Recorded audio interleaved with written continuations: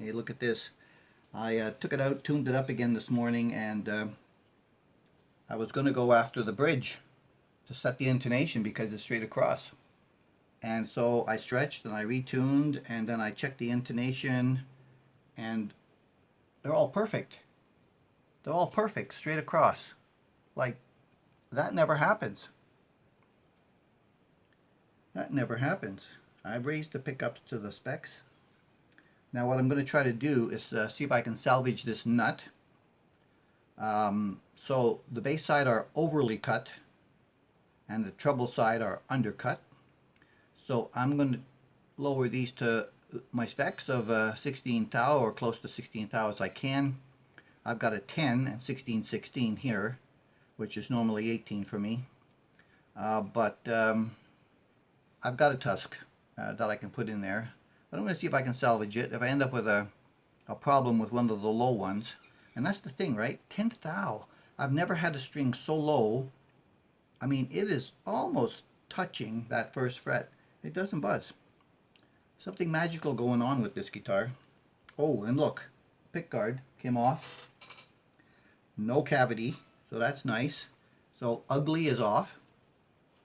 There is some debris and some gray stuff. I'm not sure what the gray stuff is. It could be some buffing compound, but it looks gray in the holes. I'm not sure what they made this out of. Gray wood? I don't know. So I can buff all that out, I think. Make it look a little prettier. There's kind of like a blemish around this hole here. And a little one there. But the rest of them, I think, can probably be made to look a little bit nicer, and put some brand new, shorter, with a nice top, gold pickguard screws, and we'll just leave it blue. So alright, so what I'm going to go after now are these strings, and see if I can clip them in a little bit closer, you know, to 16 thou. Turns out I just had to basically round at the bottom of the slots with these HVAC files, and got just what I needed up there. I cleaned out the other ones at the same time. So while I've had the strings pulled back, this was NAFTA, so I got this off with the NAFTA on both of those, right? So there's dye, quite a lot of dye came off of there, and then this was the oil. I just put some lemon oil on it, and even more came off. So I have to look up the specs. I think they said this was Indian Laurel, but there's considerable amount of dye on it as well to make it look darker. So now that I put the lemon on it, it darkened up a little more, even though this came off. So that's going to sit, let that dry up. I'm going to put the strings back on, and then I'm going to try to clean up the rest of the body, do a little bit of buffing on it.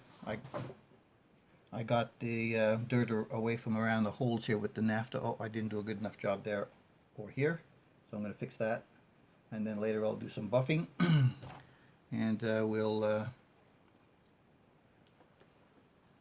put the strings back in those slots. I see there's buffing compound down here inside the top of my screw head as well. I'm gonna dig that out. All right, the buffing is done. Front and back is like glass. I'll take it upstairs later and blow any dust off. So if you've seen any of my earlier videos, like you regulars, you know that I like to be able to split both humbuckers independently if they're splittable, and these are, right? So there's one push-pull there that does both, and then there's the standard volume. This has a full-size Korean-made pot in there, and it's very clean. See if I can get that in the light. Very clean in there. They do have a box switch, which was surprising. And they've got shielding paint. The back cover does have the aluminum on it. And so I am going to take a look at their wiring scheme and replace this. They left all the wire in there, and replace the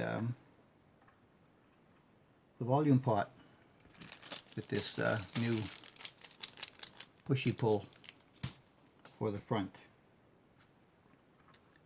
It's very neat, it's very clean. I don't know what capacitor they have. It's a brown one. I'm going to have to see what the value is. All interconnecting wires are shielded. And yeah, very nice job. Okay, so you see, when your switch is only, when your switch is only like 1.5 inches away, you don't need 1.5 feet of wire to do that. So that's a bit of a bonus for me. I'm going to get to recover some of this shielded wire for something else. Yeah, and I see that they've got, yep, the push-pull wire going all the way there for the bridge. I just have to determine which one is the neck and which one is the bridge, because they're both black and they're both got the same color schemes in here. All right, I'll figure that out, and then I'll get back to you. Okie dokie. It almost looks exactly the same, except now there are 2 push-pulls in there with Fralin resistors, and the gold screws are in on the front. They look okay there to me. And I have to go touch up the high E string nut slot. It's still just a tad high. Alrighty, we are at the desk, and there's the front with no pick guard, just the gold screws in the holes. I like it better that way. No knobs yet. As a B-stock, this one is really nice. Gold tuners are all cleaned up, buffed up on the back, nice and shiny. Feels like glass. Alright, so the back cover is not on because I think I'm going back to change the Fralin resistor on the neck. I'll put it 2.2K. I think I'm going to drop it to a 1K. I'll put a 1K on the neck. I might have to drop that a little bit as well. I find the neck pickup a little darkish, muddyish, creamyish, I guess, creamy warmish, overly.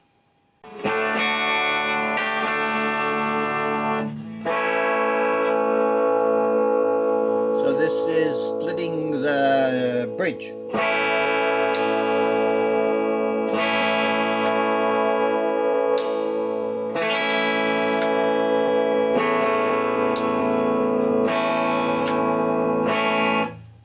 2.2 I think is a little too much, so it's going to have to go down.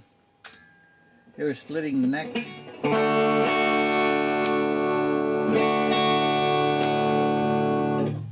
And I put a 1K there, and I think it's going to need to go down.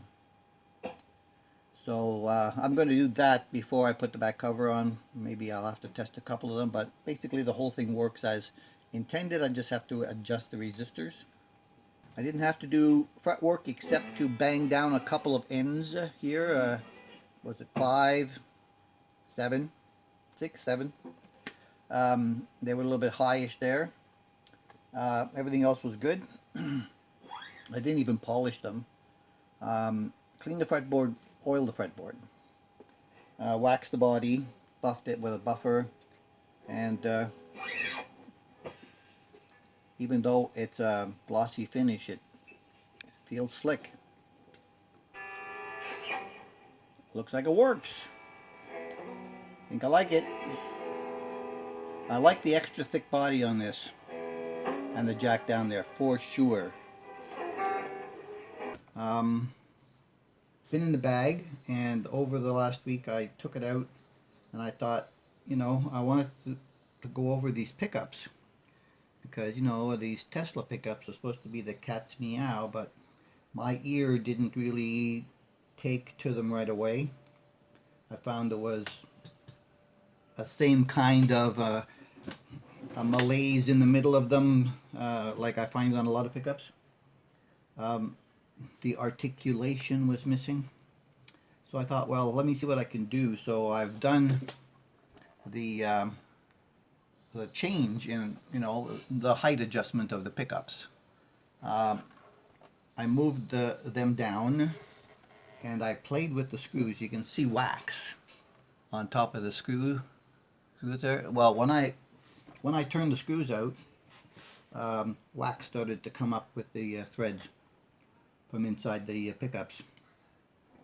So what I did was more scientific than just what my ears could hear. I plugged it in, and I got up Audacity on my computer, and I played the strings, and I recorded the waveforms. And then I moved the screws up because they were all kind of flush, where I thought I wanted to see what the difference was when I bring the screw up from the body as opposed to it being down in the body. And I found that I was able to increase the articulation by adjusting all of the screws with the pickups lowered slightly to get what I like between a balance between the bridge and the neck. Oh, look, I got that right, bridge and neck. So last night when I was tuning, I decided, well, these strings are still new on here and I haven't really played the guitar. I'm just going to stretch them up before I retune it, and boom, I broke the high E again. And these are D'Addario strings. The ball popped right off the back end of it. So since I broke a string, I have a set of tins which I will replace on here. These are the originals, but I never really did a full job.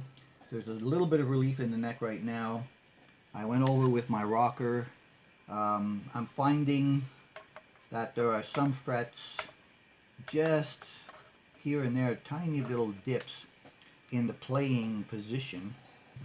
If I brought the board straight, some of those may present themselves a little bit more. So I'm going to disassemble the strings. I'm going to think about whether I'm going to put the roller bridge in here in place of that. I'm thinking I might as well, since I got it, but this Goto bridge is quite nice. They did a really good job on it. So it's going to be a little bit of a chore to take this off. I'm going to re-clean this fretboard. I'm going to take all the wax off those pickups. I'm not going to move them because I've got them exactly where I want them. And then we're going to play with it by playing some music a little bit with it to get used to it and feel it, and see if it's right where I want it. Well, what happened was that when I took the strings off, the tension on the neck released and the board basically came flat. There are some minor little unlevels here and there, but I'm going, since it was okay when I was playing it, I'm gonna not tape it all up and do the normal leveling for those minors. I did find as I went over the frets, even though these are pretty nice frets, there's some rough spots on them, and my rocker, when I was moving it across, would catch and, you know, sort of feel a little divot. So they're brand new, so I'm just going to polish them up with a little bit of steel wool. I sacrificed one of my Harley Benton tags on top of this pickup cover now that I just got it all cleaned up and shined up. I didn't want to have to get the adhesive back on the top and go through that again. So I'm just going to gently go over all of these frets. Okay, I've got oil on the board. It's soaking. So I've done waxing cleaning. I've done some buffing up inside the horns here because there was a rough spot that they didn't buff very well, so I did the compound and re-waxed all the top of it all around there, and I see there's some soaking has gone on. I'm just going to wipe off some of the excess now, and we'll be able to get some strings on it and see what she's like with these pickup adjustments. As much as I wanted to go with the roller bridge, I ran into the same problem again as I did on the SC Custom. The height of the rollers are high enough, but let's say, that they are much higher in terms of, 16ths of an inch, to make it so that I couldn't get any less than 6 16ths on both sides of this, and I would have had to have gone and did what I did before, which is take meat off the end to make it be able to sit lower. I just didn't have it in me today to go and do that, so I put the Goto back on. Now we're going to go with that for a while, see if I change my mind later. Okay, we've got them on. I broke another high E string. I wound it around the post the wrong way when I put the luthier's knot on it. It just wanted to snap on me after that. Alright, we are going to try these pickup settings in D harmonic minor Latin track. Let's see how badly I can mess it up. Woo!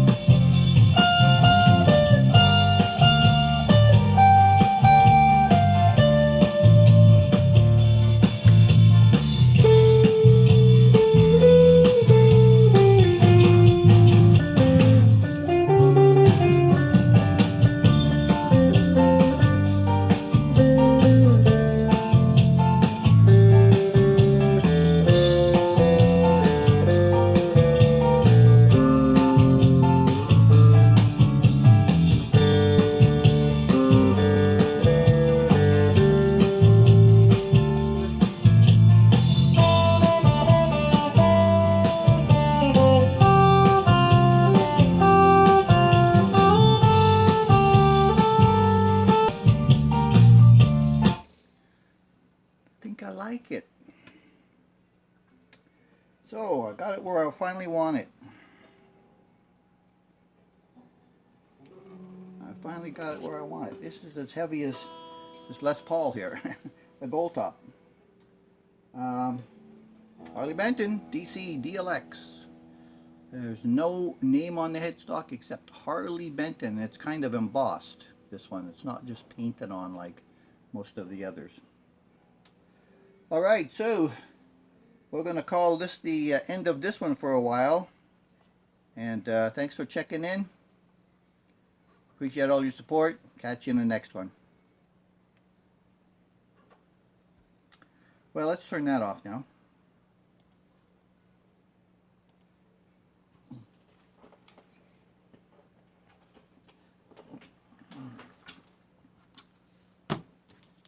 And maybe the camera too.